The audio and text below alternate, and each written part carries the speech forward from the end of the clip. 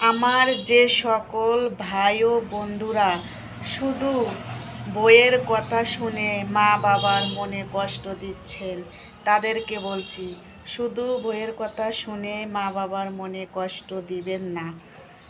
কারণ মা বাবা আপনাদেরকে অনেক কষ্ট করে মানুষ করেছে, লালন পালন করেছে। তারা না খায়া আপনাদের মুখে শুধু দানা তুলে দিয়েছে। তাই শুধু বইয়ের কথা শুনে বাবা মার মনে কখনো কষ্ট দিবেন না। বাবা মার কথা শুনবেন, বইয়ের কথাও শুনবেন, দুই পক্ষ থেকেই শুনবেন। কারণ বইয়ের ভালোবাসা বউকে দিবেন, বাবা মার ভালোবাসা বাবা মাকে দিবেন।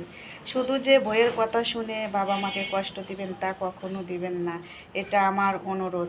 কারণ বাবা মাকে কষ্ট দিয়ে কখনো সুখী হওয়া যায় না। আল্লাহ পাক যারা বাবা মাকে কষ্ট দিবে, আল্লাহ পাক তাদেরকে কখনো ক্ষমা করবে না।